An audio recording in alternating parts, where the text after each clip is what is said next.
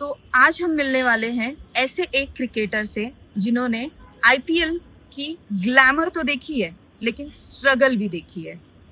RCB का हिस्सा रह चुके हैं, दिल्ली कैपिटल का हिस्सा रह चुके हैं और अब वो पंजाब किंग का हिस्सा हैं। तो let's welcome mister Praveen Dubey. So welcome to the show Praveen. Thank you. तो आज हम मतलब आपकी जो ग्लैमर है वो तो हम देख ही रहे हैं, सारी दुनिया देख रही है, लेकिन आज हम थोड़ा सा आपकी कहानी भी जानना चाहते हैं। थोड़ा सा जो आपका स्ट्रगल है, आपकी करियर कहाँ से स्टार्ट हुई, कब से लगा आपको कि हाँ क्रिकेट के अंदर मैं एंट्री कर सकता हूँ, या क्रिकेट आपकी लाइफ में कब से स्टार्ट हुई। तो ये सब हम पहले पुरानी बातें जानते हैं, then will come on the present. तो आपको बेसिकली जैसे क्रिकेट मालूम है, स्टार्ट जैसे मैं गांव में रहता था तो पहले गांव अपने दोस्त और गांव के बच्चों के साथ खेलता था। तो मेरे जो फ्रेंड्स थे तो उन्होंने सजेस्ट किया कि नहीं, गांव में काफ़ी अच्छा खेलता है तो भाई इसको प्रोफेशनली ऐसा खेलना चाहिए। तो मेरे चाचा रहते थे सिटी में, मैं गांव में रहता था, तो फिर मैं चाचा के पास गया और वहाँ पे उन्होंने मुझे स्टेडियम में एडमिशन कराया। उसके बाद वहाँ से थोड़ा मेरा स्टार्ट हुआ क्रिकेट जर्नी ऐसे। अच्छा, तो पहले आप मतलब कौन सी एज से आप स्टार्ट कर रहे उस हैं? टाइम में कुछ 14 इयर्स था। अच्छा, एकेडमी में फर्स्ट डे, मतलब हम लोग तो पहले टेनिस बॉल से खेलते थे, बाद में वो थोड़ा बहुत डिफरेंट था, पूरा लेदर बॉल और जो भी है। तो वहाँ जाने के बाद कोचेस, वो टेक्निक वाइज सब कुछ, मतलब मुझे लगता था कि जो जैसे हम लोग गांव में खेल रहे हैं और वहाँ पे पूरा डिफरेंट था। तो वहाँ जाने के बाद पता चला कि जो हम गांव में क्रिकेट खेल रहे थे और ये क्रिकेट बहुत डिफरेंट है। तो स्लोली मैंने सीखा टेक्निक, जो भी हमारे कोच थे वहाँ के, उन्होंने टेक्निक सिखाया। उसके बाद थोड़े टाइम बाद ऐसा लगा कि बहुत टफ है, शायद नहीं हो पाएगा मेरे से, तो मैंने बीच में ऐसे छोड़ के वापस गांव चला गया। कितने टाइम में? एक 5-6 मंथ, क्योंकि डेली का जो रूटीन होता है कि सुबह फिटनेस ये सब, तो मैं उस टाइम मुझे लगा कि ये मेरे से नहीं हो पाएगा, इतना हार्ड है, शायद ये मेरे लिए नहीं है। अच्छा। तो वापस गया मैं, वापस पढ़ाई चालू किया मैं। फिर वापस मुझे ऐसा एक टाइम पे हुआ कि नहीं यार, मैं कुछ तो मिस कर रहा हूँ अभी, जो चीज़ मैंने स्टार्ट किया था, जो मुझे पसंद था करना, कुछ तो मिस कर रहा हूँ मैं। वापस गया मैं, फिर एकेडमी वापस ज्वाइन किया और फिर वहाँ से मेरा स्टार्ट हुआ। फिर मैं स्पोर्ट्स हॉस्टल में सेलेक्ट हुआ, वहाँ से मेरठ में रहा मैं 3 साल, और वहाँ से मेरे प्रोफेशनल क्रिकेट जो है स्टार्ट हुई वहाँ से। मतलब 14 इयर्स, मतलब आप 9th 10th स्टैंडर्ड? हाँ जी, 9th। तो स्कूल में कैसे थे, पढ़ाई में मतलब नहीं समझ? स्कूल में एवरेज था मैं, बट स्कूल में भी जो हम लोगों के स्पोर्ट्स टीचर थे और जो भी हम लोगों का स्पोर्ट्स का इवेंट होता था उसमें मैं ऐसे पार्टिसिपेट करता था, तो अच्छा रहता था उसमें। तो स्पोर्ट्स टीचर भी मेरे बोलते थे कि नहीं, अगर तू अच्छा कर रहा है तो तू स्पोर्ट्स ज्वाइन कर और प्रोफेशनली जाके खेल। तो वैसे आप यूपी से है ना? हाँ जी। तो आजमगढ़। तो वहाँ पे मतलब अगर स्कूल छोड़ के अगर आप बोल रहे हो कि नहीं पापा अब तो मैं क्रिकेट खेलूंगा, तो क्या कुछ रिएक्शन, या फिर घर वालों ने बोला नहीं यार पहले पढ़ ले, क्रिकेट थोड़ी घर चलाएगा? तो मेरे ऐसे होता है? तो मेरे पापा टीचर थे तो उनका यही था कि मैं पढूं, अच्छे से पढ़ाई करूं और फिर मुझे कोई अच्छी जॉब लग जाए जिससे मैं सेटल हो जाऊं। बट मेरा वो उतना इंटरेस्ट नहीं था जितना वो चाहते थे कि मैं उतना पढूं। तो मेरा इंटरेस्ट स्पोर्ट्स में था, तो थोड़ा मुश्किल था उनको स्टार्टिंग में मना पाना कि नहीं मैं क्रिकेट खेलना चाहता हूँ। बट धीरे धीरे उन्होंने भी देखा कि जैसे मेरा इंटरेस्ट ज़्यादा हो रहा है स्पोर्ट्स या क्रिकेट में, तो उन्होंने फिर उसके बाद मैं एडमिशन करवा दिया। कितना टाइम लगा उसको मनाने में? 1 से 2 साल लगा उनको, क्योंकि पर्सनली मेरी मम्मी टीचर है, तो टीचर लोग बहुत स्ट्रिक्ट होते हैं। बहुत स्ट्रिक्ट। ऊपर से गांव में हमारा कुछ मारेंगे चल हमारा कुछ बैकग्राउंड भी ऐसा नहीं है ना स्पोर्ट्स से, तो वो टीचर और आसपास गांव में भी कोई नहीं था कि मतलब जो क्रिकेट खेलता हो या कोई स्पोर्ट्स में अच्छा अचीव किया हो। तो उनको भी ऐसा रहता है कि अगर स्पोर्ट्स में गया, अगर कुछ नहीं उसको मिला तो फिर आगे का फ्यूचर कैसा रहेगा। तो ये सब सोच के ही उनका मतलब ये प्लान था कि पढ़ाई करे, पढ़ाई के बाद वापस इसको कोई जॉब वगैरह मिले। हाँ। और ऐसे घर में किसके लाडले हो, मम्मी पापा? तो घर में मैं तो सबसे मम्मी के छोटा रहते हैं। हूँ, मेरे 2 भाई और 2 बहनें हैं, तो मैं सबसे छोटा हूँ, तो मतलब सबसे ज़्यादा प्यार मुझे ही मिला है, भाइयों का भी, बहनों का भी, और मम्मी पापा तो थे। तो ये घर वालों को मनाने में उनकी ज्यादा मेहनत होगी। हाँ, तो बीच में मेरा भाई भी बात कर रहे थे, हम्म, तो वो एक अच्छा हेल्प हो गया कि सब लोग मिल के बात किए तो अच्छा हो गया। हाँ हाँ। तो ये आपने एकेडमी में मतलब जैसे एडमिशन लिया, ठीक है, तो वहां से फिर से वापस आ गए, हाँ, फिर से आप गए, तो ये कितना 6 महीने के टाइम में किया सब? 6 महीने का टाइम।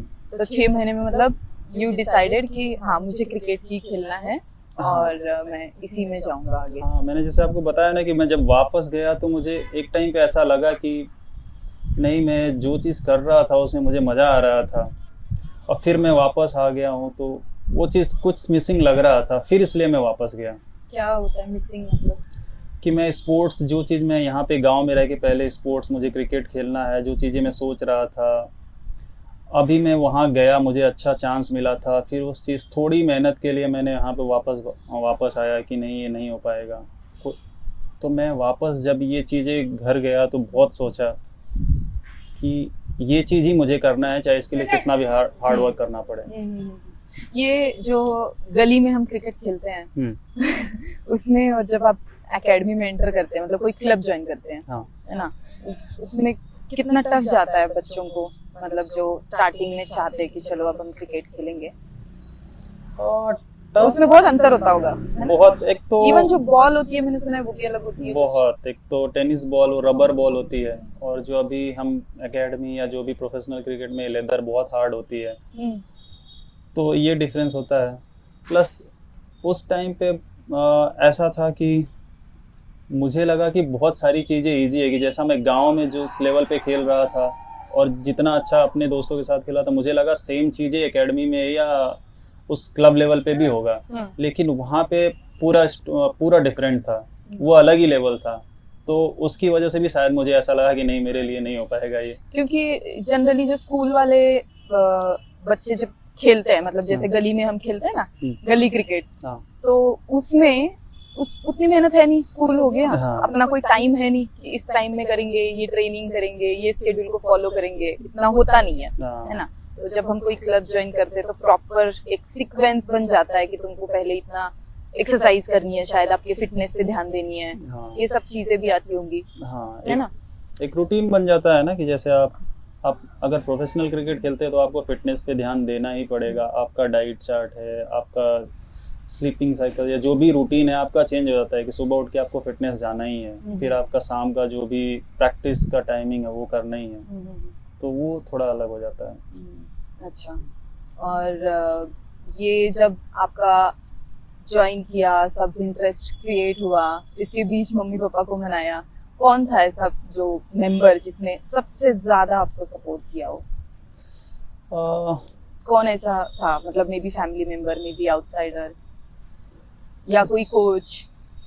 तो मेरे कोच थे, भानु शर्मा थे, तो उन्होंने बोला कि नहीं, ये बच्चा टैलेंटेड है और ये कर सकता है। उन्होंने मेरे पापा से भी बात किया कि नहीं, आप इसको एकेडमी आने दो, और इसमें अच्छा टैलेंट है, ये मतलब अच्छा खेल सकता है, तो आप इसको आने दो, मैं सपोर्ट करूँगा इसको। तो थोड़ा पापा को उस टाइम कॉन्फिडेंस आया कि चलो, कोच जब ऐसे बात कर रहे हैं तो चांस लेते हैं। वो आपके फर्स्ट कोच थे? फर्स्ट कोच थे। अच्छा, ठीक है। तो कोच भी बहुत इम्पोर्टेंट होता है वैसे, है ना? बहुत इम्पोर्टेंट थे। साथ में हाँ, एक चंदन सर भी थे जो कोच थे हमारे, उन्होंने भी बहुत सपोर्ट उसी किया। टाइम जब आपने स्टार्टिंग में सेम। शुरू किया, हाँ। कहाँ से शुरू किया था, कौन से क्लब से, या कोई? आजमगढ़ स्टेडियम, जो हमारा वहाँ का अच्छा। लोकल स्टेडियम है, आजमगढ़ स्टेडियम, वहाँ से। तो आपकी जर्नी के ऐसे 3 सबसे बड़े चैलेंजेस क्या फेस किए आपने? आपको लगता है कि हाँ, ये सबसे अभी तक के सबसे टफ फेस या टफ चैलेंज थे जो आपको आज भी याद है, या फिर शायद you are facing it right now also? Tough तो क्या, जब मैं फर्स्ट टाइम आईपीएल के लिए सेलेक्ट हुआ था तो उस टाइम ही मुझे इंजरी हुआ था, तो नी सर्जरी मुझे कराना पड़ा, तो वो मेरे लिए बहुत टफ टाइम था। तो ऐसा लग रहा था कि मेरा क्रिकेट कैरियर शुरू हो रहा है और फिर सडनली ऐसा हुआ कि मुझे लग रहा है कि अभी ख़त्म भी हो रहा है। तो वो मेरे लिए बहुत टफ टाइम था, क्योंकि मैं कभी इतनी बड़ी इंजरी मुझे हुई नहीं थी। और फर्स्ट टाइम मेरा सिलेक्शन हुआ था आईपीएल में, तो वो सोच के भी ऐसा लग रहा था कि मैं अभी मेरा क्रिकेट कैरियर चालू हुआ है, और वो इंजरी के बाद सडनली ऐसा हुआ कि अभी ख़त्म हो रहा है।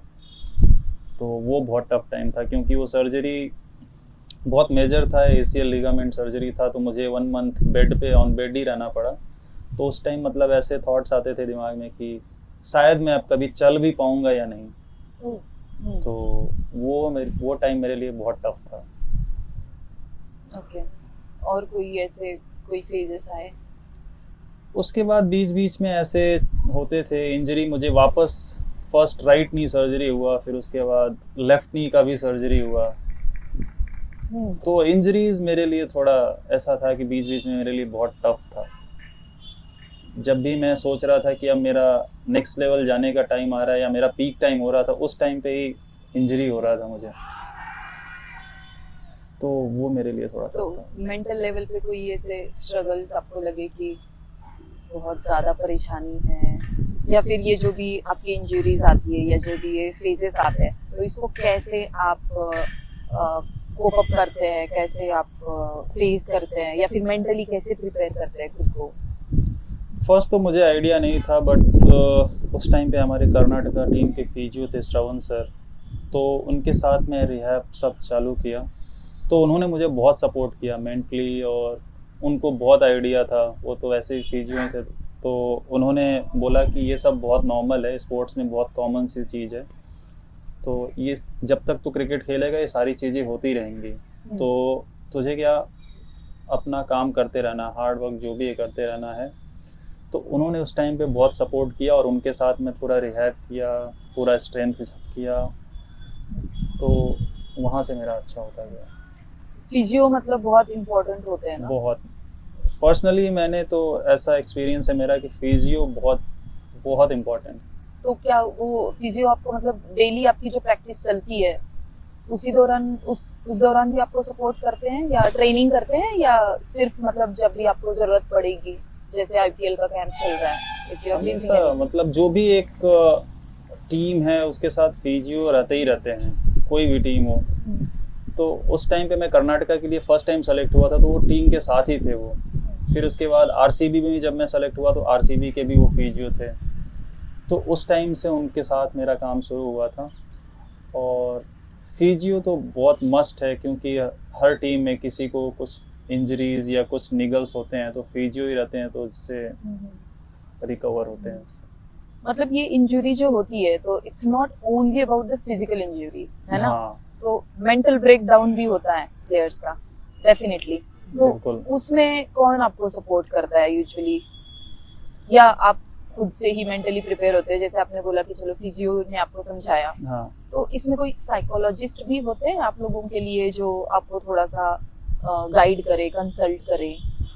नहीं ऐसा नहीं है। जो हमारे कोचेज रहते हैं वो थोड़ा बात करते हैं कि इस सिचुएशन में क्या, और थोड़े प्लेयर जब खेलते हैं ना, वो एक्सपीरियंस से थोड़ा मेंटल टफनेस भी आ जाती है। क्यों, जितना आप खेलते जाते हो आपको उतना ही आपको मेंटली आप अपने आप को प्रिपेयर भी करते हो कि ये चीज़ें, हाँ मैंने ये सिचुएशन फेस कर लिया है। तो जैसा मुझे पहली बार इंजरी हुआ था, दूसरी बार जब हुआ तो मतलब ये था कि हाँ मैंने ये इसको पहली बार मेरा हुआ है, तो दूसरी बार मुझे पता है कि कितना टाइम लगेगा रिकवरी के लिए और क्या करना पड़ेगा मुझे। तो धीरे धीरे उसका एक्सपीरियंस हो जाता है। तो ये टीम सिलेक्शन होने के बाद में अगर कोई इंजरी होती है तो इसका कोई इम्पैक्ट होता है? इम्पैक्ट होता है, क्योंकि उनको भी मतलब जब मैं सेलेक्ट हुआ था तो फिट था, उसके बाद इंजरी हुआ था, तो उनको भी लगा कि अगर ये इंजर्ड होगा तो 100% नहीं खेल पाएगा। तो वो भी एक डाउट रहता है दिमाग में। तो उसके बाद रिहैब चलता है, वो देखते हैं कि कितना फिट हो रहा है। अगर 100% फिट है तो वापस टीम में रखेंगे, नहीं तो अगर फिट नहीं है तो फिर हमको शायद रिप्लेसमेंट देखना पड़ेगा। उसका भी कोई क्राइटेरिया होता है एक पर्टिकुलर टाइम तक? जैसे मैच है, मैच के 1 मंथ पहले से आपका कैंप शुरू हो जाता है, तो अगर आप इंजर्ड है उसके पहले तो 1 महीने तक आपका प्रॉपर मतलब आपके ऊपर मॉनिटर किया जाता है, या कुछ ऐसी चीजें होती है? हाँ, वो चीज़ें चलती रहती हैं, क्योंकि उनके ही फिजियो या उनके डॉक्टर है जो भी रहते हैं, प्लेयर्स के साथ रहते हैं, वो काम करते रहते हैं, जो भी रिहैब है या ट्रेनिंग है करते रहते हैं। और मैच के पहले देखते हैं कि मैच के 1 वीक या 10 दिन पहले तक देखते हैं कि कितना फिट है। अगर ये 100% फिट है तो फिर हम जा सकते हैं, नहीं तो अगर फिट नहीं है तो फिर रिप्लेसमेंट रिप्लेसमेंट, मतलब वो भी एक टफ फेज वो होता भी है एक कि tough phase। आप क्योंकि बहुत बार तो मतलब you are ready with the mind but it's all upon कि हाँ। आपकी बॉडी कितना सपोर्ट करती है Yes। है ना। हाँ जी। तो ये इसमें मतलब अगर आपका कुछ भी इंजरी होता है या फिर मेंटल फेज होता है, कुछ भी होता है, तो आपके फिजियो एंड आपके कोच, हाँ those are the Especially one physio। जो स्पेशली फिजियो, हाँ कोच क्योंकि का इंजरी, भी हाँ कोच तो सिर्फ फिटनेस के बाद ही कोच का मतलब होता है ना, फिट प्लेयर मैचेस के टाइम पे या जो भी है, बट इंजरी का तो मेन फिजियो एंड ट्रेनर। अच्छा, ट्रेनर फिजियो अलग होते हैं। हाँ ट्रेनर वो होता है जो हमारा स्ट्रेंथ, हमारा जो फिटनेस लेवल और फिटनेस का पूरा देखते हैं वो होते हैं, और फिजियो जो होते हैं पूरा इंजरी और बॉडी रिकवरी ये सब का देखते हैं। अच्छा, इसमें अब जैसे आपका आईपीएल सिलेक्शन होना, कैसे आपका फर्स्ट आईपीएल सिलेक्शन हुआ था, मतलब क्या उसका कुछ स्टोरी है आपका? मैंने सुना था आपको एकदम डायरेक्ट कॉल आया था। नहीं, फर्स्ट मेरा जो आईपीएल एक्सपीरियंस था तो बैंगलोर आरसीबी का था। तो मतलब सिलेक्शन के लिए बुलाया था मुझे फर्स्ट ट्रायल्स के लिए कि आपको आना पड़ेगा ट्रायल्स के लिए। तो ट्रायल्स पे गया, उस टाइम पे हेड कोच डेनियल विटोरी थे आरसीबी के। तो उन्होंने मतलब काफ़ी लाइक किया मुझे, बॉलिंग मेरी बहुत पसंद थी उनको। तो ऑक्शन में मुझे लग नहीं रहा था क्योंकि शायद लेंगे, क्योंकि आईपीएल वो लेवल और मेरे लिए बहुत नया था उस टाइम पे, क्योंकि मैं कभी उतना अच्छे लेवल पे खेला नहीं, सिर्फ स्टेट लेवल पे खेल रहे थे। स्टेट लेवल खेल रहा था, बट स्टिल आईपीएल बहुत बड़ा लेवल था। तो उस टाइम पे मुझे ऐसा नहीं लगा था कि शायद मैं आईपीएल के लिए सेलेक्ट होऊंगा।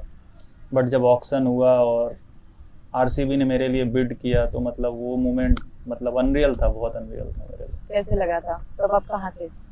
मैं बैंगलोर में ही था और मैं और मेरे एक दो फ्रेंड साथ में बैठे हुए थे और देख रहे थे।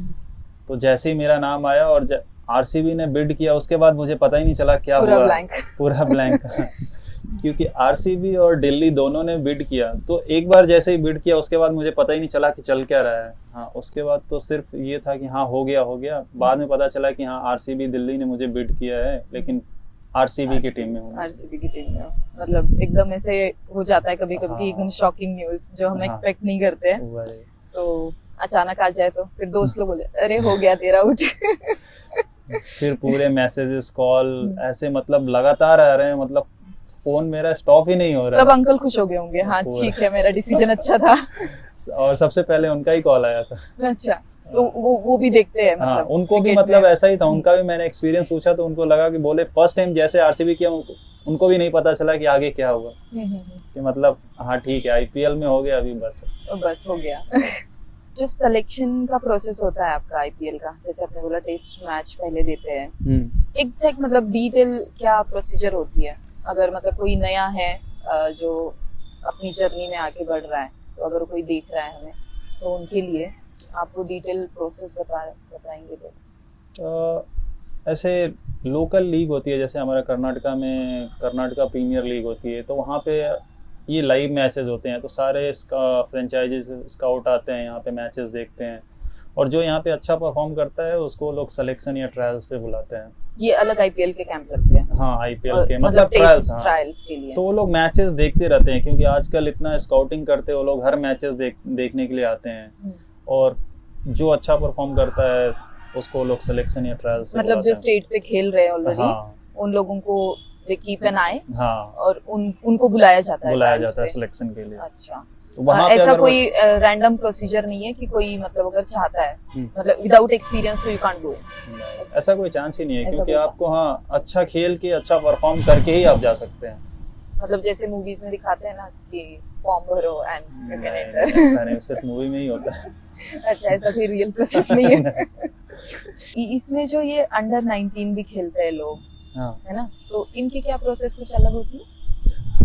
अंडर 19 मतलब एज ग्रुप होता है, अंडर 19 का वर्ल्ड कप भी होता है, तो एक बहुत अच्छा प्लेटफॉर्म सेट होता है उनके लिए कि अंडर 19 आपको एक अच्छा प्लेटफॉर्म मिल रहा है, आप वहाँ पे अगर परफॉर्म कर रहे हो तो आपके लिए सीधा आईपीएल और इंडियन टीम के लिए आप आ सकते लेवल, जो एक बहुत अच्छा प्लेटफॉर्म है। मतलब मैं ये जानने की कोशिश कर रही हूँ कि अगर कोई जैसे आपने स्टार्ट किया 14 ईयर्स से, है ना, तो शायद आपके लिए भी पूरा रास्ता जो है कि मुझे कैसे आगे बढ़ना है आपको क्लियर नहीं होगा, है ना, उस टाइम पे। तो धीरे धीरे धीरे आपने may be you figure out and your coaches उन्होंने आपको सपोर्ट किया। तो अगर कोई ऐसा स्टूडेंट है या फिर ऐसे कोई बच्चे हैं जो 13-14 ईयर्स के अभी जो कोई क्लब ज्वाइन कर रहे हैं, तो उनके लिए आप कुछ ऐसा एक पाथ बताना चाहेंगे कि उनके लिए थोड़ा आसान हो आपके एक्सपीरियंस के हिसाब से? Once they join with the club what exactly they can do उनके क्रिकेट करियर को स्टार्ट करने के लिए? तो अभी जो भी बच्चे स्टार्ट कर रहे हैं, सबसे पहले तो क्लब ज्वाइन कर रहे हैं, और यहाँ पे तो कर्नाटका में स्पेशली बैंगलोर में जो भी इतने मैचेस, आपको इतने इनफ मैचेस मिलते हैं कि आप आराम से अपने आप को दिखा सकते हो कि मैं कितना अच्छा परफॉर्म कर सकता हूँ, चाहे वो स्कूल लेवल हो, चाहे वो एज ग्रुप हो या सीनियर लेवल हो।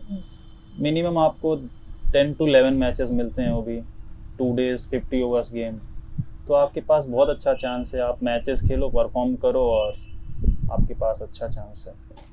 अच्छा, तो ये आगे बढ़ते बढ़ते जैसे आपने बोला स्टेट लेवल के जो चांसेस मिलते हैं, तो उसमें मतलब हम थोड़ा सा प्ले स्केल पे भी बात करते हैं, ताकि बहुत सारे इंडियन पेरेंट्स की मेंटालिटी ऐसी होती है कि क्रिकेट खेल के क्या करेगा वाला, है ना। हाँ जी। तो जो स्टेट लेवल पे जिन लोगों को चांस मिलता है, या फिर अगर कोई क्रिकेट की कोई भी लेवल पे स्टार्ट करना चाहता है, तो इतना इनफ वो अर्न कर सकते हैं आज की डेट में कि उनका एटलीस्ट सर्वाइवल हो जाए? स्टेट लेवल पे आराम से हो सकता है, क्योंकि आप स्टेट लेवल पे अलग अलग एज ग्रुप की अलग अलग मैच फीस है। तो आप जैसे आप लेवल वाइज जाते हो, आपके मैच फीस भी इंक्रीज होते जाते हैं। तो आप जूनियर लेवल अंडर 19 है, उसके मैच फीस अलग है, अंडर 23 उसके अलग हैं, उसके बाद सीनियर के अलग हैं। उसके बाद आपको इतने अभी प्लेटफॉर्म है, जैसे आप KPL खेल रहे होते, इधर भी ऑक्शन होते हैं, आपको यहाँ से भी अच्छा हो सकता है। तो मुझे लगता है लेवल वाइज आपका जो भी है ना, वो पे स्किल जो है वो आपका इंक्रीज ही होता जाता है। तो यूजुअली कितना पे किया जाता है स्टेट लेवल पे, एक minimum? I am just asking like approx number. Exactly मुझे भी अभी एज ग्रुप, मैंने बहुत टाइम हो गया मुझे, 10 to 15, जब मैं खेल रहा था तो बहुत उस टाइम पे 10 to 15,000 पर मैच था। अभी का मुझे उतना आइडिया नहीं है, सीनियर का मुझे मालूम है। एक अप्रॉक्स क्या नंबर होता है अगर स्टेट लेवल पे कोई भी क्रिकेटर खेल रहा है, अगर एज ग्रुप के हिसाब से भी? या मैं जब एज ग्रुप खेला 10 इयर्स पहले, 10 इयर्स पहले, तब आप बात कर रहे कि पर मैच आपको 10-15,000, तो definitely now people are on a good page, है ना, कोई भी स्टेट पे 70 to 80 इजीली, आराम से ना, एक मैच के हिसाब से होता है वो। तो कोई भी पेरेंट्स को इतना डरने की जरूरत नहीं है, अगर चांसेस मिल रहे तो बच्चे को खेलने दो। अब इतने सारे आपको प्लेटफॉर्म मिल रहे हैं। पहले तो सिर्फ क्या था, रणजी ट्रॉफी और इंडिया था, अभी हर स्टेट में आपको लोकल लीग मिल रही है, इतने सारे लीग मैचेस हैं, आपको स्टेट मैचेस हैं, प्लस IPL इतना बड़ा प्लेटफॉर्म है। So for all the parents, maybe if they are not supporting to their children, they can just go back and relax. आराम से, अगर बच्चा खेलना चाह रहा है तो बिंदास you just support to your children, you just support to your kids and let them go ahead. 100%. तो ये जो आपका IPL का सिलेक्शन होता है, ऑक्शन जो होता है, उस टाइम में क्या फीलिंग्स होती है प्लेयर्स की? क्योंकि एवरी ईयर तुम लोगों को पता नहीं होता है कौन सी टीम में हम एंटर करेंगे, वो एक नर्वसनेस भी होती है, मतलब रहती होगी, यूजुअली रहती है, क्योंकि अब अगर डिफरेंट टीम में गए तो सारे डिफरेंट टीममेट्स आएंगे, है ना। तो उसका क्या कुछ बोलना चाहेंगे इसके ऊपर? तो IPL के ऑक्शन तो हमेशा बहुत नर्वस रहा हूँ मैं, जब भी मतलब ऑक्शन हुआ है, मैं तो मेरा पर्सनल एक्सपीरियंस है कि मैं बहुत नर्वस रहा हूँ, क्योंकि पता नहीं, आप ऑक्शन कभी भी प्रेडिक्ट नहीं कर सकते कि आप सोल्ड होने ही वाले हो या आप इसी टीम में जाने वाले हो, क्योंकि हर टीम का अलग अलग प्लान होता है, कौन से प्लेयर उनको चाहिए, और डिपेंड करता है कि आपका नाम किस टाइम पे आता है ऑक्शन लिस्ट में। तो कभी भी ऐसा होता है, तो मैं 1-2 बार अनसोल्ड भी रहा हूँ, तो मुझे एक्सपीरियंस पता है। तो जब भी आता है तो मतलब अंदर से यही होता है कि प्लीज कोई पिक कर ले बस। अच्छा। हाँ, एक उस लेवल पे रहना और खेलना ही बहुत बड़ी बात है। तो उस टाइम पे ये नहीं आप बोल सकते हो कि मुझे यही टीम लेने वाली है।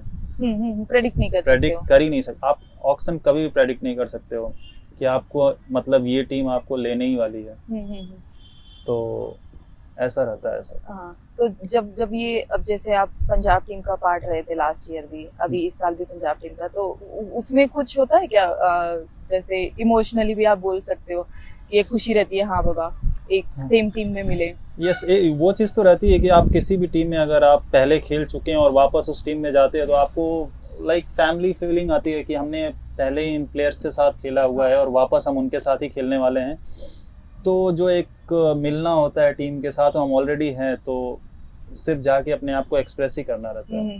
तो ये जो ऑक्शन होता है आप लोगों का, तो ऐसा कोई ये नहीं है, मतलब जैसे आप बोल रहे हो कि हम प्रेडिक्ट तो कर नहीं सकते हैं, ठीक है, आपको कुछ पता नहीं है पहले कि कोई टीम पिक करेगी नहीं करेगी, सोल्ड होगा अनसोल्ड होगा। तो इसमें मतलब यूजुअली कैसे प्लेयर्स को, मतलब all players eight their own place, और आप लोगों का कोई एक पर्टिकुलर जगह होता है कि वहाँ पे आप लोग वेट करते हैं, जैसे पर्टिकुलर कोई ऑक्शन रूम तो इन लोगों का होती है, हमने सब टीवी पे हम देखते हैं, तो वैसे कोई प्लेयर्स का भी होता है या नहीं, बस आप लोग अपनी अपनी जगह से मैनेज करते हैं? सिर्फ ऑक्शन का जो भी चीजें होती है वो ऑक्शन वहाँ पे होता है। प्लेयर्स मुझे लगता है लाइव ही देखते हैं। लाइव ही देखते हैं, अच्छा, जैसे मतलब हम लोग देख रहे हैं वैसे ही आप लोग भी देख रहे हैं, नॉर्मल। ओके। हाँ जी। तो ये जो डिफरेंट टीम्स में आप लोग जाते हैं, फिर जैसे आप पहले आरसीबी में रहे, दिल्ली कैपिटल्स में रहे, अब पंजाब किंग में 2 साल से, तो क्या मतलब ये जो ट्रांजिशन होता है इसमें कुछ इफेक्ट पड़ता है आपके मैच के ऊपर या फिर कोऑर्डिनेशन में टीम मेंबर्स के साथ में? तो ऐसा कुछ नहीं है, जैसे भी आरसीबी में खेले हम लोग, फिर उसके बाद जब मैं दिल्ली में गया तो उसमें से most of the player Delhi में भी उस टाइम पे थे, तो हम ऐसे रहते हैं कि डोमेस्टिक हम पहले खेले हुए हैं सारे साथ में, कहीं ना कहीं खेले हुए, कहीं ना कहीं। तो ऐसा नहीं है कि हम ऐसा जा रहे हैं तो रैंडमली हमको कोई नया प्लेयर मिल रहा है। तो अगर मैं दूसरी टीम में भी अगर जा रहा हूँ तो कहीं ना कहीं हम साथ में खेले हुए हैं, तो वो चीज़ एक अच्छी है कि हम उतना ऐसा नहीं लगता है कि बिल्कुल न्यू है मेरे लिए ये। तो अभी तक का सबसे बेस्ट टीम आपको कौन सा लगता है आपके अभी तक के एक्सपीरियंस में? बेस्ट टीम तो क्या, वो लेवल सेम ही है, वो जो आईपीएल का लेवल है। आप किसी भी टीम के लिए अगर आप खेल रहे हो तो सेम लेवल ही है आईपीएल। नहीं मतलब पर्सनल एक्सपीरियंस, लाइक कोई होती है मतलब टीम, हाँ I enjoyed a lot with them. ऐसा नहीं है मेरा, मतलब मैं 3 टीम्स के लिए भी खेला हूँ और तीनों टीम के लिए फाइनल हम लोग खेले हैं, तो मेरे लिए ऑलमोस्ट सभी सेम ही रहा है तीनों। आरसीबी का एक्सपीरियंस कैसा रहा था फाइनल का? आरसीबी का भी अच्छा था, ऑलमोस्ट हम लोग चैंपियन होने वाले थे, बट ऐसा क्यों होता है, मतलब आरसीबी एंड पॉइंट तक जाके कभी जीत नहीं पाई थी? लास्ट ईयर जीत गई ना फाइनल वो तो जीत गई लास्ट ईयर जीत गई, लेकिन जब आप थे या फिर इतने साल तक का जो रहा है ना, ऐसा मतलब जो लोग बोलते हैं कब होगा, लोगों की जो एक्सपेक्टेशन है ना, एक्सपीरियंस मतलब रहा होगा प्लेयर्स, एज अ प्लेयर मतलब क्या लगा होगा आपको? एज ए प्लेयर भी जब मैं 2016 में था और हम लोग फाइनल खेले और हमारी टीम भी बहुत अच्छी थी उस टाइम पे, और ऑलमोस्ट हम लग रहा है फाइनल जीत ही गए थे, बस अनफॉर्चुनेट ऐसा हुआ थोड़ा कि नहीं हो पाया, विराट भाई आउट हो गए, उसके बाद हम लोग हार गए वहाँ से। उस टाइम पे बहुत बुरा लगा था सबको, पूरी टीम को लगा बुरा, लेकिन यही था कि कुछ नहीं कर सकते हैं और नेक्स्ट ईयर अच्छा करेंगे, कम बैक स्ट्रॉन्गर। ये फीलिंग बहुत हार्ड होता होगा ना, बहुत हार्ड, क्योंकि हम जाते हैं पूरे साल मेहनत करते हैं उस कप के लिए और फिर जब वहाँ पहुँच के आप नहीं हो पाते तो फिर वही होप के साथ नेक्स्ट ईयर आना पड़ता है कि चलो अब नेक्स्ट ईयर। तो जब हम फाइनल तक जाते हो तुम लोग और टीम मतलब हार जाती है, और कभी कभी ऐसा होता है कि एकदम मिनिमल चीज़ों से टीम हारती है, तो तब जब जो ऑडियंस है या जो मतलब जनता है अपनी जो कमेंट्स पास करती है, तो उसके साथ कैसे डील करते हैं? वो तो अब चीजें बहुत, क्योंकि कभी कभी तो एज ए टीम कमेंट्स आते हैं, है ना? तो कमेंट्स देखो, आप जो चीज़ें अगर ग्राउंड में रह रहे हैं आपको पता है ना कि वहाँ की चीज़ें क्या है, कितना प्रेशर है, क्या सिचुएशन है। जो खेलता है उस चीज़ को वो ज़्यादा बेटर समझता है। बाहर से लोग, बहुत लोग कमेंट करेंगे, उनको उतना आइडिया नहीं रहता है कि चीज़ें अंदर चल क्या रही है। तो आप सिर्फ देख ही सकते हैं और इग्नोर कर सकते हैं, बाकी तो बिल्कुल, मतलब लोग हाँ, सिर्फ अगर ऊपर आप से उसमें देखते हैं। हाँ अगर आप उनके कमेंट्स और उन चीजों को आप सीरियस लेने लगोगे तो आप अपना काम भूल जाओगे कि अपना काम अच्छे से नहीं कर फिर पाओगे। भी कहीं ना कहीं तो इफेक्ट होता ही होगा ना। इफेक्ट मतलब है कि अब जो लोग नए हैं या जो ऐसा है और सोच के उसको सीरियस होते हैं तो उनके लिए प्रॉब्लम है, लेकिन जो लोग सोचते हैं कि ठीक है ये पार्ट ऑफ द गेम, ये सब चीजें चलती रहे, जब तक आप क्रिकेट खेलोगे ये सारी चीजें चलती रहेंगी, ये सोच के जो लोग करेंगे तो उनके लिए नॉर्मल है। जैसे मैच खेल रहे हैं, फाइनल तक गए हैं और जो लास्ट में बैटिंग कर रहा है या ये कर रहा है, तो ज्यादा लोग ऐसे करते हैं ना, ये और अच्छा कर सकता था, ऐसा बोलते हैं, कमेंट करते हैं, तो वो मेंटली भी इफेक्ट करता ही होगा प्लेयर्स पे। करता ही है। प्लेयर्स भी जो भी खेलने जाता है या जो भी खेलता है वो अच्छा करने के लिए ही सोच के जाता है या जिताने के लिए ही करता है ऐसा। तो ये चीजें लोगों को पता होनी चाहिए। अब मिस्टेक्स या गलतियां सबसे होती हैं, वो भी इंसान ही है, ह्यूमन नेचर, वो तो होता ही है। तो प्लेयर्स को भी वो उसी हिसाब से उसी हिसाब से ही समझे। और तो ये जब मैचेस आपके स्टार्ट होते हैं आईपीएल के, तो हर डिफरेंट सिटी में मैच होता है, मतलब आज यहाँ है, कल कहीं और सिटी में है, तो ये कैसे प्लेयर्स मैनेज कर लेते हैं, या फिर कैसे उनका मतलब स्टैमिना बोल दो, या एक होता है ना स्ट्रेंथ के ऊपर कोई इफेक्ट, कैसे ये ट्रैवलिंग होती है?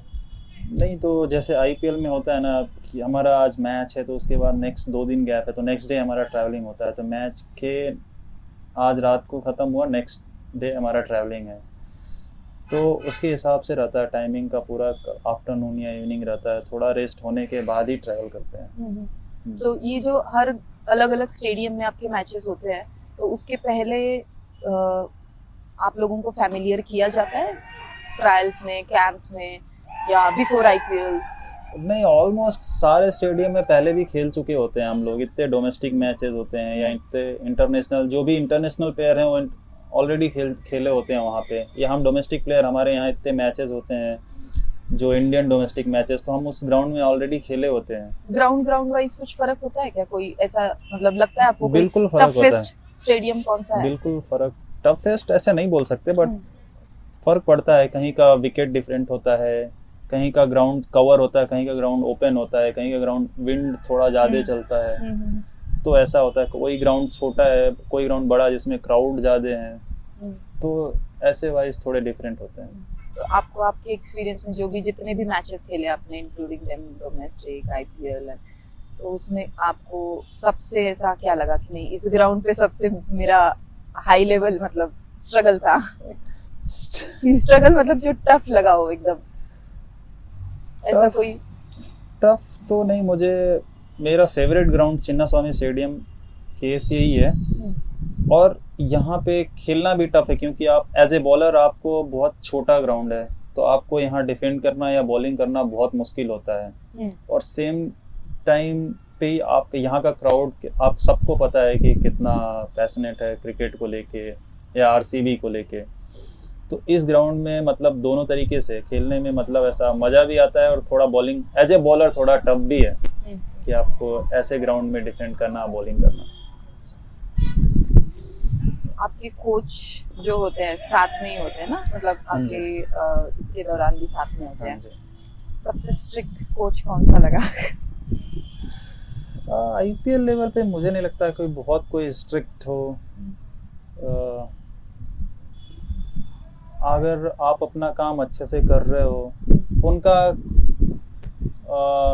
काम होता है कि आपको एक सही शेप में लाना, सही माइंडसेट में लाना, कि आप इस ग्राउंड पे और इस सिचुएशन में, इस प्रेशर गेम में आप कैसे अपने आप को बेटर कर सकते हो और कैसे टीम को जिता सकते हो। कौन सी ऐसी चीज होती है जिसमें मतलब आपके ट्रेनर समझ लो या आपके कोच समझ लो, उसमें मतलब दे आर स्ट्रिक्ट, मतलब you can't go beyond that? एक सबका अलग अलग रोल है। जैसे हमारा ट्रेनर है जो फिटनेस का देखते हैं, तो उनको ये देखते हैं कि डाइट का कोई ऐसे ज़्यादा जंक फूड ना खाता हो, तो कभी कभी हम लोग ऐसे होता है कि उनको दिखा के भी ऐसे खाते हैं कि आज हम, बट वो रहता है कि हमको एक लिमिट रहती है कि हम कितना कर सकते हैं, तो उसके हिसाब से खाने पे भी रिस्ट्रिक्शन? खाने पे भी मतलब मैच के दौरान या ऑल टाइम? ऑल टाइम, जब तक हमारा ये कैंप चलता है अच्छा, मतलब आपको खाना ऐसे प्रपोर्शन में दिया जाता है? पर्सन हमारे टीम में एक न्यूट्रिशियन भी रहती है जो हमारे पूरे डाइट चार्ट और हमारा पूरा फूड का देखती है कि आज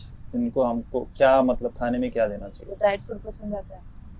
करना ही पड़ता है, अगर आपको इस लेवल पे सरवाइव करना है या रहना है, डोमिनेट करना है, तो आपको ये सारी चीजें करनी पड़ेंगी। मेरी तो डेफिनेशन है डाइट फूड मतलब वो सारा बॉईल किया हुआ खाना, फूल पत्ते।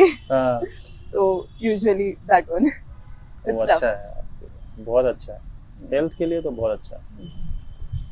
तो आपके जो कैप्टन रहे हैं पहले, विराट कोहली, अक्षर पटेल, श्रेयस अय्यर, फेवरेट कौन? फेवरेट ऐसे नहीं बोल सकते कौन है, सबका माइंडसेट और सबका रोल अलग है। तो अब विराट भाई का ऐसा है कि सबको पता है कि बहुत अग्रेसिव रहते हैं ग्राउंड में जब भी खेलते हैं। उनका बोलने का ही मतलब है कि मैं जब तक ग्राउंड में रहता हूँ इतना अग्रेशन है, जब मैं ग्राउंड के बाहर आऊँ तो मेरे पास जीरो एनर्जी होनी चाहिए। तो मैं जितना मेरा अग्रेशन है, जितना मेरा है, सब मैं ग्राउंड में निकालना चाहता हूँ। तो जब भी मैं ग्राउंड के बाहर आऊँ तो जीरो एनर्जी होनी चाहिए। तो ऐसा है। सेम श्रेयस का थोड़ा अलग है कि वो कितना कूल एंड काम रहता है ग्राउंड में, कि ज़्यादा आप नहीं देखोगे बहुत ज़्यादा एक्सप्रेस करते हो अपने आप को, बहुत ज़्यादा एग्रेसिव रहते हैं। तो सबका अलग अलग नेचर है और सबका अलग अलग। जैसे आपने विराट के लिए बताया कि जितनी भी एनर्जी है मतलब all the aggression comes on the ground बाहर Yes. में। वैसे अक्षर पटेल के लिए क्या ऐसी स्ट्रेंथ और क्या खासियत है उनकी? अक्षर पटेल बहुत कैसे चिल कैप्टन आदमी है वो, है, एकदम चिल या थोड़े बहुत strict? चिल, बहुत चिल है। मतलब आपको कभी फील होने ही नहीं देंगे कि वो अक्षर पटेल है या कुछ ऐसा इतना Grounded. बड़ा नाम है। हाँ, मतलब बहुत चिल है, आपके साथ हंसी मजाक इस लेवल तक वो जाएंगे कि किसी को भी नहीं पता चलेगा कि सीरियस है या मजाक के मूड में है। वैसे ही उनका नेचर, अच्छा, of the ground on the ground सब। कुछ गलती हो जाए, कुछ हो जाए, कुछ भी एकदम चिल कुछ भी हो जाए, चिल है। बट That really- मैचेस के टाइम पे अगर आप ग्राउंड में हो तो सीरियस, उस टाइम पे भी सीरियस रहना है। ऐसा कि आप जो काम करने आए हो वो फर्स्ट है, ग्राउंड के बाहर तो पूरा चिल। सबसे और फनी आपको चीज क्या है उनकी? फनी चीज यही है कि आप कभी भी उनको देखोगे तो आपको लगेगा ही नहीं कि कभी ये सीरियस मूड में। कभी नहीं। कभी भी नहीं। आप कभी भी देखना मैच के बाद, अभी इस बार लास्ट कैप्टन भी थे तो आपको इंटरव्यू सारे आप उनके देख लो, सब में मतलब उनका फन तो ऐसा चल ही रहा था। फन तो वो करते हैं, देखा हाँ। मैंने। कभी भी एकदम स्माइल के साथ। हाँ वही है। ऐसे क्या वियर्ड चीज करते हैं वो? Weird कुछ चीज- वियर्ड चीज है उनके बारे में? ऐसा तो नहीं देखा कुछ ना मैंने, कुछ तो पर करते होंगे टीम में। मैंने उतना नहीं ध्यान दिया है। नहीं ध्यान दिया? कैप्टन पे ध्यान नहीं दिया? जब मैं था तो उस टाइम पे कैप्टन वो नहीं थे, श्रेयस अय्यर और ऋषभ पंत अच्छा। थे। हाँ, तो ऋषभ पंत भी बहुत कूल से, बहुत कूल, वो भी बहुत एकदम बिंदास आदमी। एकदम बिंदास। हम्म। उनके बारे में क्या कुछ बोलना चाहेंगे? वो भी बहुत सपोर्टिव है। हाँ। कैप्टन जब थे उस टाइम पे काफी प्लेयर्स को मतलब आपको पूरा फ्रीडम देते हैं कि आपको जो करना है वो करो बिंदास, मैं सपोर्ट करने वाला हूँ। उनका भी बहुत टफ टाइम रहा था। बहुत हाँ? Tough time. उस टाइम तो मैं डीसी में ही Injury था, में। मैंने तो बहुत क्लोजली देखा उनको कि कैसे वो रिकवर हुए और सारी चीज़ें, इन सब चीज़ों से। तो बहुत हार्ड वर्क किया है उन चीज़ों का उनको। मुझे लगता है प्लेयर्स का सबसे टफ फेज वही होता होगा, इंजरी। Injury मतलब क्योंकि बहुत। डर भी है कि रिकवर कब होगा, कैसे होगा। क्योंकि आपको जब इंजरी होती है ना तो एक, जब आप बेड पे होते हैं तो आपको समझ में नहीं आता है कि उस टाइम पे क्या कर सकते हैं हम, और आपको पता भी नहीं होता कितना टाइम लगने वाला, और ये भी नहीं रहता है कि आप वापस खेल भी सकते हो कि नहीं। तो इन सब चीज़ों के लेके बहुत सारी चीज़ें रहती है दिमाग में, तो उन चीज़ से निकलना बहुत बड़ी बात है। और उनका तो ऐसा ही था ही, उनका तो सबसे बड़ी इंजरी थी। उनका तो ये भी नहीं पता था कि वो खड़े भी हो पाएंगे कि नहीं, बट वहाँ से वो निकला बंदा, मेहनत किया और वापस इंटरनेशनल लेवल पे कमबैक किया, तो बहुत बड़ी बात है। उनका इमोशनल ब्रेकडाउन देखा है? मैंने नेक्स्ट ईयर जब वो आए उसके बाद भी मतलब उतने, मुझे लगता है कि पहले जितना वो बंदा फिट था, जब कमबैक किया तो उससे डबल वो फिट हो गया है। तो वो उसका डेडिकेशन और हार्ड वर्क ही है उसके पीछे।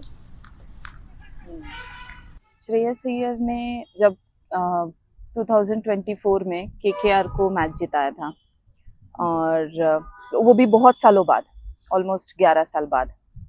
और अभी जब पंजाब किंग का वो पार्ट बने, पंजाब किंग के कैप्टन बने, तो फाइनल तक वो लेके गए। तो वो क्या एक्सपीरियंस है आपका? तो मैं श्रेयस अय्यर के साथ में जब मैं डीसी में ज्वाइन किया था तब भी वो डीसी के कैप्टन थे 2020, तब भी हम फाइनल खेले थे डीसी के लिए। तो मैं उनके साथ लास्ट 6 साल से खेल रहा हूँ। तो एक तो वो बहुत अच्छे फ्रेम में रहते हैं, अपने टीम को ऐसे उसमें रखते हैं कि आप कुछ भी करो, क्लियर रहो और मैं सपोर्ट करने वाला हूँ आपको। वो चीज़ लेके आते हैं टीम में। और उनका और रिकी का जो कॉम्बिनेशन है वो बहुत ही क्लास है। मैं डीसी के टाइम से देख रहा हूँ। तो सेम चीज़ वही है। केकेआर का मुझे पता नहीं, आप सबने देखा ही है कि केकेआर चैंपियन हुआ है, उन्होंने कैसी परफॉर्मेंस की और कैसे टीम को लीड किया। लास्ट ईयर भी आपने देखा कि पंजाब को किस तरीके से लीड किया और किस तरीके से वो बैटिंग फॉर्म में थे। तो वही चीज़ है कि आप एक तो प्लेयर को आप इतना फ्रीडम देते हो कि आप जो करना है वो करो, मैं तुझे बैकअप करने वाला हूँ, सपोर्ट करने वाला हूँ। तो ये चीज़ें उनको एक थोड़ा अलग कैप्टन बनाती है और आपको अच्छे रिजल्ट दिख ही रहे थे। तो ये रिकी पॉइंटिंग की बात कर रहे हैं आप, है ना? तो आपने भी उनके साथ काफी सालों से आप खेल रहे हैं, तो आपका एक्सपीरियंस उनके साथ कैसा है? मेरा एक्सपीरियंस मतलब ऐसा है उनके, मैं तो 5-6 साल हो गया उनके साथ खेलते हुए। मतलब रिकी पॉन्टिंग सबको पता है कि वो लेजेंड है, क्या किया हुआ उन्होंने अपने कंट्री के लिए as a player, as a captain. But जब वो टीम का कोच बनते हैं या कोच टीम को ऐसा लीड करते हैं तो मतलब उनके लिए ऐसा रहता है कि जो टीम है वही सब कुछ है अभी के लिए। जो 3 महीना है ना, या जो 3 मंथ्स हैं हमारे आईपीएल के लिए, हमको उसको कैसे जीतना है, उसको कैसे उस टारगेट तक जाना है, सिर्फ उसके बारे में उनका दिमाग चलता है, उसके बारे में ही वो बात करते हैं। वो चीज़ एक अच्छी लगती है। जब फर्स्ट टाइम आप इनसे मिले थे रिकी पॉन्टिंग से, तब क्या उसके पीछे कुछ स्टोरी है, मैंने पढ़ी थी, क्या थी वो? फर्स्ट टाइम जब मैं उनसे मिला, डीसी में ही मिला था मैं उनसे फर्स्ट टाइम। तो उनका आपको फर्स्ट कॉल आया था, राइट? जब नहीं का या कुछ कॉल उनका नहीं आया था मुझे, बट ग्राउंड में उनसे फर्स्ट टाइम मिला था। तो उन्होंने मुझे ऐसा ही बोला, जब मैं मैच खेलने वाला था तो उन्होंने मुझे ऐसा ही बोला था कि तुमने जो डोमेस्टिक में करके आया सेम चीजें ही इधर करना है, कुछ अलग करने की यहाँ जरूरत नहीं है। तुमने जो कर्नाटका टीम के लिए किया है सेम चीज यहाँ डीसी के लिए करना है। वहां पे जो तुमने किया है इसकी वजह से तुम यहाँ पे हो, तो कुछ अलग करने की जरूरत है ही नहीं आपको। बस इतना हो। जब आप मतलब स्टेट लेवल पे ये खेलते हैं और आईपीएल की जो मैचेस होती है उसमें क्या मेजर डिफरेंस होता है एज अ प्लेयर? डोमेस्टिक में हम जब खेलते हैं तो क्या हमको ज्यादा प्लेयर हमको डोमेस्टिक मिलते हैं, डोमेस्टिक प्लेयर या स्टेट प्लेयर मिलते हैं। जब हम आईपीएल लेवल पे जाते हैं तो हमको ऑलमोस्ट सारे इंटरनेशनल प्लेयर मिलते हैं। तो एक तो वो स्टैंडर्ड लेवल अलग हो जाता है आपको, प्लस ग्राउंड जो भी है, हम कभी कभी होता है कि नॉर्मल ग्राउंड पे भी खेलते हैं डोमेस्टिक मैचेस, लेकिन आप जो टॉप क्वालिटी के ग्राउंड होते हैं, टॉप क्वालिटी के विकेट होते हैं और प्लस टॉप क्वालिटी के तो प्लेयर होते ही हैं सारे, तो उनके साथ खेलते हैं, तो ये डिफरेंस होता है। और जब फर्स्ट टाइम आप खेले होंगे तब इंटरनेशनल प्लेयर्स के साथ भी आप तब काम कर ही रहे हैं, तो वो क्या एक्सपीरियंस है, उनके साथ कैसे डील करते हैं? उनसे तो यही है कि उनको सिर्फ देखते रहते हैं और उनसे कितना सीख सकते हैं वो चीज़ें देखते हैं। कभी उनका प्रैक्टिस रूटीन क्या है, उनका मैच खेलते हैं तो मैच टाइम का रूटीन क्या है, तो वो चीज़ें फॉलो करते हैं और उनसे वही सीखने का ट्राई करते हैं। और अपने डोमेस्टिक प्लेयर्स में और जो इंटरनेशनल प्लेयर्स हैं उनके माइंडसेट में क्या फर्क होता है? माइंडसेट वही है कि मुझे लगता है एक सेल्फ बिलीफ जो होता है ना, वो उनको पता है कि मैं ये चीज़ कर सकता हूँ। वो सेल्फ बिलीव वाला जो एक वर्ड है, बहुत बहुत मतलब फ़ायदा हुआ है मुझे भी उससे। उन चीज़ मैंने सीखी उनसे, उन्होंने जिस तरीके से बात की है कि अगर मैं उस सिचुएशन में हूँ तो ये सेल्फ बिलीव बहुत ज़रूरी है। कि अगर आपको सेल्फ बिलीफ नहीं है कि आप नहीं कर पाओगे तो फिर दूसरों को कैसे बिलीव होगा कि आप कर पाओगे। तो सेल्फ बिलीफ होना बहुत जरूरी है। तो वो सबसे ज्यादा आपको लगता है कि इंटरनेशनल प्लेयर से आप सीख सकते हैं? उनके उनके कुछ जो फ्री टाइम होता है, मैंने ये भी कोई इसमें पढ़ा था कि जैसे फ्री टाइम में शायद हम लोग म्यूजिक सुन ले या फिर कोई स्पोर्ट्स खेल ले, तो वो लोग गोल्फ बहुत खेलते हैं। उसके पीछे का कोई लॉजिक है या कुछ? मुझे अभी तक समझ में नहीं आया कि क्यों, बट उनको शायद पसंद है गोल्फ खेलना। अच्छा, मतलब मेजर मैंने सुना है कि ये लोग गोल्फ मतलब जितने भी देखे हैं प्लेयर सारे, अगर रेस्ट मिला 1-2 दिन का तो सीधा गोल्फ, एक दिन का भी मिला तो भी गोल्फ। अच्छा, मतलब क्रिकेट सिर्फ वो एज अ प्रोफेशन यहाँ पे खेलेंगे, लेकिन जाना इनको गोल्फ की तरफ ही है। अपने इंडियन जो हैं तो उनका अलग अलग है सबके चॉइसेस। अगर रेस्ट डे है तो कोई रेस्ट करना पसंद करता है, कोई मूवी देखना पसंद करता है, कोई अदर स्पोर्ट्स खेलना पसंद करता है। सबके अलग अलग चॉइस हैं अपने इंडियन प्लेयर्स की ऐसे। अच्छा, लेकिन उनका मेजर आपको एस्पेक्ट्स दिखेगा वो गोल्फ खेलेंगे, मतलब दैट इज कॉमन। मतलब सभी फॉरेन प्लेयर को मैंने देखा है ऐसे। अच्छा। इवन कोचेस भी। अच्छा, कोचेस भी। और जब मतलब जो कोच ट्रेनर्स ये होते हैं, इन लोगों का भी यूजुअली इंडियन में तो सेम ही रहा होगा, है ना? सेम ही, मतलब जैसे इंडियन का सबका लाइफस्टाइल सेम है, उसमें कोई मैटर नहीं करता स्टेट कौन सा है ना? Almost same. अच्छा, मैंने देखा है आप ड्रेसिंग रूम में पोस्ट मैच आप एंकरिंग का भी शौक रखते हैं, मैंने देखा है। तो ये वो पसंद है या? मैंने एक बार बस किया था, वो शौक नहीं है, बट उस टाइम पे क्योंकि पता नहीं सडनली मेरे दिमाग में ऐसा कुछ आया, और हमारे जो एडमिन भी थे वो भी बोले कि नहीं, ये मैच के बाद उन्होंने मुझे टास्क दिया था कि करना है, तो मैंने बस जस्ट ये किया। डेयर वाला? अच्छा, तो वो मैंने देखा था, एंकरिंग बहुत अच्छी कर रहे थे आप। वही फर्स्ट टाइम था और वही लास्ट था। अच्छा, लास्ट भी हो गया था। सबसे आपकी टीम में, मतलब जब ये ड्रेसिंग रूम में बहुत सारी हरकतें मैंने क्रिकेटर्स की देखी है, यूजुअली सब की, तो आपकी नजर में या आपके अभी तक के एक्सपीरियंस में सबसे फनीएस्ट क्रिकेटर कौन है? मैं अभी रिसेंटली पंजाब टीम में था, तो पंजाब टीम में हरप्रीत बरार एक है, और अर्शदीप भी बहुत फनीएस्ट है, अर्शदीप सिंह। क्यों तो, लगते हैं आपको दोनों? मतलब ऐसे भी पूरी टीम का माहौल ऐसा पूरा हंसी मजाक वाला ही बना के रखते हैं ये लोग, और उनका थोड़ा नेचर भी वैसा ही है कि पूरे टीम का माहौल पूरा चिल रखना है, और वो बात करने का वो स्टाइल जो है, और जब भी हम लोग ट्रैवल करते हैं कुछ भी करते हैं तो वो म्यूजिक, उस तरीके का वो म्यूजिक भी चलाना है, तो वो सब। हर्षदीप का तो देखा है, हमेशा कैमरा के सामने रहते हैं वो, बहुत सारे रील्स बनाते हैं, बहुत हंसमुख है वो। सेम आप बरार का भी देख सकते हैं, आप हरप्रीत का भी सेम है। हाँ, तो वो सबसे आपको लगे कि फनीएस्ट है, और आप लोग अपने उनके साथ काम करके एंजॉय करते हो आप लोग। अच्छा, तो और ड्रेसिंग रूम की सबसे खासियत क्या है ऐसी जो प्लेयर्स हमेशा वहीं जाके क्यों मस्ती करते हैं?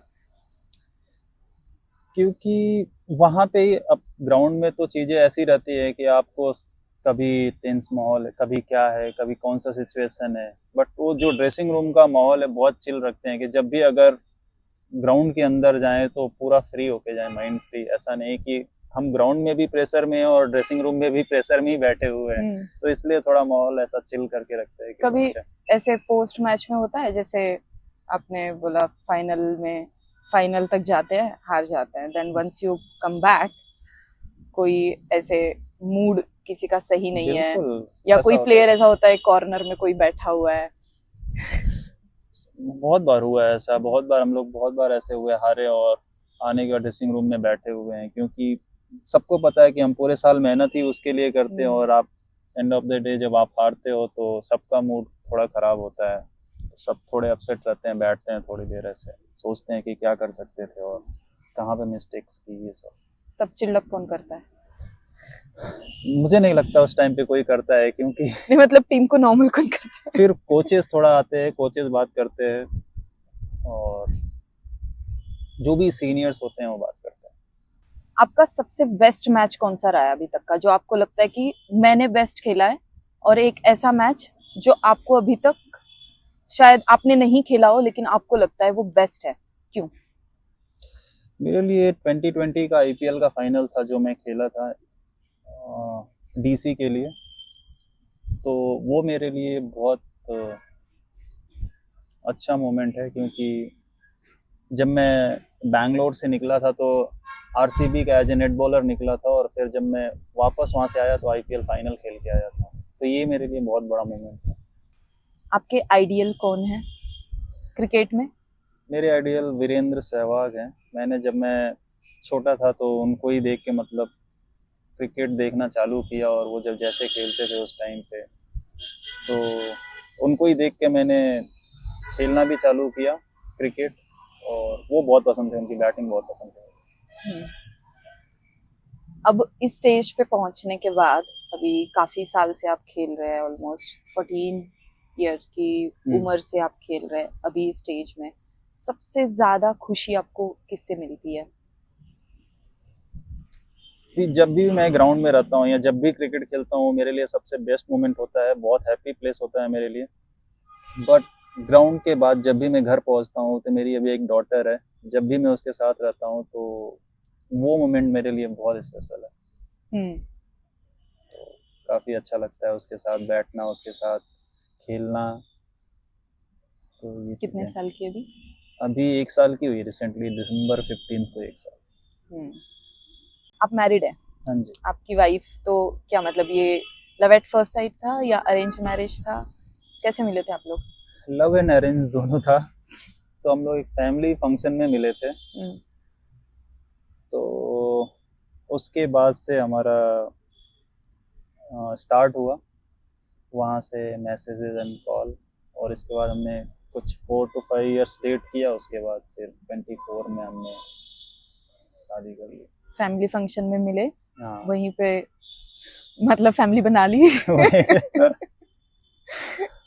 तो 4-5 इयर्स आपने डेट किया, तो तब मतलब कौन से साल में ये आपके क्रिकेट करियर आपका सब सेट था? तब सेट नहीं था, मतलब 2019 में हम लोग मिले थे, और उसके बाद में 2020 में आईपीएल सेलेक्ट हुआ, वापस कमबैक किया, क्योंकि आरसीबी के बाद में थोड़ा इंजर्ड हो गया था, तो 2 साल मेरा गैप हुआ आईपीएल। तो उसके बाद में वापस 19 में कमबैक किया, स्टेट के लिए कमबैक किया, उधर परफॉर्म किया, फिर उसके बाद 2020 में मैंने आईपीएल में कमबैक किया, फिर हमने 3-4 साल ऐसे एक दूसरे को डेट किया, फिर 24 में मैंने शायद शादी करी। और कैसे डिसाइड किया फिर आप शादी करेंगे? कोई ऐसा होता है ना, एक पॉइंट आता है, हर रिलेशनशिप में उतार चढ़ाव आते हैं। नहीं, जबकि स्पेशली एज अ क्रिकेटर जब बहुत सारे स्ट्रगल चल रहे हैं, स्ट्रगल चल रहे थे उस बीच में, प्लस उसका भी बहुत सपोर्ट, क्योंकि मेरे उस टाइम पे उसने बहुत सपोर्ट किया मुझे, क्योंकि मेरे बहुत अप्स एंड डाउन हो रहे थे, और मैं इंजरी से भी उस टाइम बहुत स्ट्रगल कर रहा था, तो उस बीच में उसका मतलब सपोर्ट ऐसा था, उसने ये भी हर चीज़ में मुझे सपोर्ट किया, और ये बोल के कि मतलब मैंने यहाँ तक जब हार्ड वर्क करके पहुँचा, तो इतना ईजिली गिव अप तो नहीं कर सकते हैं। तो उस बीच की जर्नी में उसने बहुत सपोर्ट किया। फिर एक टाइम ऐसा आया कि जब हम लोगों ने डिसाइड किया कि नहीं, अब हम लोगों को अब शायद शादी कर लेनी चाहिए। अच्छा, तो इमोशनल सपोर्ट आपका बहुत है उनके लिए? अभी भी जब भी अभी भी हाँ, लो टाइम में शादी के बाद चेंज नहीं हुआ कुछ? मुझे नहीं लग रहा है कुछ चेंज हुआ है, क्योंकि हम लोग जैसे पहले थे अभी भी वैसे हैं, जैसे प्रैक्टिस के बाद या मैचेस के बाद मेरी परफॉर्मेंस कैसी जा रही है, चाहे जो भी हो, तो हम बैठ के डिस्कस करते हैं, सारी चीजें हैं। और पर्सनल तौर पे ऐसे कौन है फैमिली में जो गुस्सा करता है? आप तो बहुत काम लगते हैं वैसे। हाँ, तो वही है अभी। वही है। अच्छा, तो वो गुस्सा होती है, वो खुद ही मनाती है या आप मनाने जाते हो? मनाना ही पड़ेगा। अच्छा, मनाना पड़ेगा। कोई चांस नहीं है कोई आर्ग्यूमेंट का, कोई चीज का? आर्ग्यूमेंट का चांस ही नहीं, नो चांस। जो बोले वो करना है 100%। That's the reason of happy marriage. Happy wife, happy life. Good statement. Happy life, happy wife. Happy wife, happy life. अच्छा। ये लड़कों को सीखना चाहिए। अगर अपनी बीवी को मनाना है तो आपको सीखना पड़ेगा कि उसको खुश रखो, जिंदगी खुश जाएगी, जिंदगी खुश जाएगी। है ना। और आपके फैमिली का कैसे, मतलब कोई, जैसे आपने बोल रहे हो अरेंज तो बाद में हुई है ना, ये तो लव ही मैरिज हुई है। हाँ घर वाले मान गए तो अरेंज? हाँ मान गए थे। कैसे मनाया फिर, मतलब मान गए इजिली, क्योंकि मैंने उनसे भी बात की थी और वो भी फैमिली फंक्शन में अभी थोड़ा दूर की रिलेटिव हैं तो उनको भी पता था। तो मैंने भी पहले ही बता दिया था पापा को कि ऐसा ऐसा है चीजें। तो उनके दिमाग में पहले से ही था कि हाँ ये सब चीजें हैं। ऐसी एक अच्छी चीज, one good thing about your wife, one bad thing about your wife. बहुत सोच के बोलना, देखेगी वो ये। बैड थिंग तो कुछ है ही नहीं। नहीं, ऐसा हो ही नहीं सकता। One good thing, one bad thing. Good thing ये कि उसने थ्रू आउट अभी तक उसका सपोर्ट रहा है बहुत। बैड थिंग कि हमेशा मुझे ही सॉरी बोलना पड़ता है। यूनिवर्सल यूनिवर्सल फैक्ट है ये। तो ये चीज है, वो कभी सॉरी नहीं बोलेगी, कभी भी नहीं। गलती किसी की भी हो, गलती उसकी भी हो तो भी नहीं। अच्छा, और फाइट करने का रीजन कौन होता है यूजुअली ज्यादा? हर दिन अलग अलग होता है रीजन। हर दिन अलग अलग रीजन है, तो मतलब 365 डेज रेडी रहना है, सॉरी बोलना है, सॉरी बोलना है। अब थोड़ा सा हम रैपिड फायर कुछ क्वेश्चंस पूछूंगी मैं आपसे। ठीक, आपकी जर्नी एक वर्ड में बताओ। Ups and down. डिसिप्लिन या मोटिवेशन? डिसिप्लिन। क्यों? मुझे लगता है डिसिप्लिन में अगर आप रहेंगे तो सारी चीजें आप मोटिवेट हो ही जाओगे। आप डिसिप्लिन एक टाइम पे बहुत ज़रूरी होती है कि आप कैसे, आपका रूटीन है और कैसे आप फॉलो करते हो चीज़ें, कैसे आप रिस्पेक्ट करते हो एक दूसरे को, वो चीज़। जो लोग ऐसा बोलते हैं कि नहीं मुझे मोटिवेशन ही नहीं मिल रही है, उनका क्या? मोटिवेशन एक टाइम पे आपको मिल जाएगा क्योंकि आपको गोल आपको पता है, तो आपको उस गोल को अगर आप ध्यान में रखते हैं तो आप मोटिवेट होते ही रहते हैं। सबसे बड़ी आपकी सीख फेल्यूर से, जब आप फेल हुए? मुझे लगता है उस टाइम पे मैं ये सोचा है कि और कहीं ना कहीं कुछ रह गया है जो मुझे और हार्ड वर्क करना चाहिए और अपने आप को बेटर करना चाहिए। एक हैबिट जो आपकी मतलब गेम चेंजर रही अभी तक, ऐसी कौन सी हैबिट है जिसकी वजह से आप अभी तक इस लेवल पे पहुंचे? Be humble. और सक्सेस का क्या मतलब है आपके लिए?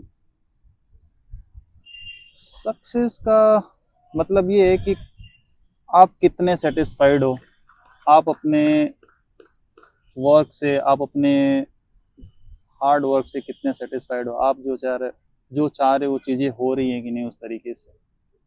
सक्सेस का मतलब आपके लिए पैसा नहीं है? पैसा तो बिल्कुल भी नहीं है मेरे। बिल्कुल नहीं। और लाइफ का आपका ऐसा कौन सा रूल है जिसे आप फॉलो करते हो एनी हाउ? अपना काम ईमानदारी से करना और लोगों की रिस्पेक्ट करना, ना कि उनका सोशल स्टेटस या उनकी मनी या उनका जो पोस्ट है, ऐसा कुछ भी नहीं। विराट, अक्षर और श्रेयस, सबके अलग अलग हैं। एक पिक करना है। आप अलग वे में कर सकते हैं, जैसे विराट भाई अपने अलग, उनका जनरेशन अलग रहा है। तीनों की एक एक स्पेशलिटी बताइए। विराट भाई किंग,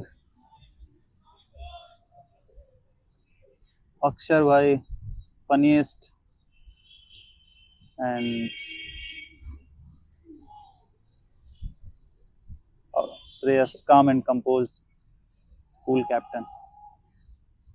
जिन लोगों ने आपको जब आपको जरूरत हो रही होंगी, जो भी आपके डाउनफॉल रहे, तब कुछ लोग तो होंगे जिन्होंने आपका साथ नहीं दिया, कुछ लोग होंगे जिन्होंने आपका साथ दिया, दोनों के लिए आप क्या बोलना चाहेंगे? ये सारी चीजें देखो आप चलती रहती है, बट आपको ऐसे टाइम पे पता चल जाता है कि कौन आपके लिए बेस्ट है और कौन आपके लिए नहीं है। तो ऐसे टाइम पे ही आप देख सकते हैं।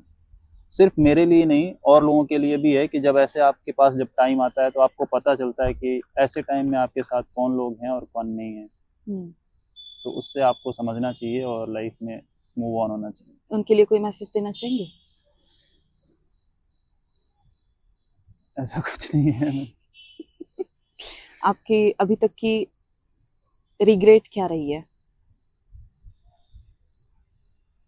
कोई ऐसा है लाइफ में रिग्रेट किया, काश मैंने किया होता? रिग्रेट ऐसा कुछ नहीं है, बट मैं इतने टाइम से बाहर हूँ, बट पेरेंट्स के साथ नहीं रह पाता हूँ, तो उस चीज़ का थोड़ा मुझे लगता है कि शायद मैं थोड़ा और टाइम पेरेंट्स के साथ रह सकता हूँ या रह सकता था। क्योंकि क्रिकेट की वजह से मैं उनसे काफ़ी टाइम दूर रहा हूँ और अभी भी दूर हूँ, और बस ये चीज़ का ही है मुझे कि थोड़ा और टाइम उनके साथ रह सकता हूँ। जो भी अभी एक यंगर जनरेशन या जो लोग नए हैं क्रिकेट में, वो लोग अभी अगर देख रहे होंगे हमें, उनके लिए आप क्या सजेशन देना चाहेंगे? सिर्फ एक ही चीज़ है कि आप हार्ड वर्क करते रहो, हम्बल रहो और पेशेंस रखो। हार्ड वर्क कभी भी आपका खराब नहीं जाएगा, कभी ना कभी वो पे ऑफ होने वाला है। तो ईमानदारी से आप अपना काम करते रहो। तो यही था हमारा आज का सेशन आपके साथ। बहुत अच्छा रहा आपकी जर्नी जान के, आपके स्ट्रगल, सब फैमिली। तो thank you so much for your time. Thank you so much and all the best for upcoming season. Thank you so much. बहुत अच्छा करिए। यस, फिर से हम मिलेंगे। पक्का नए स्टोरीज के साथ। यस, और थोड़ी एडिशनल स्टोरीज के साथ।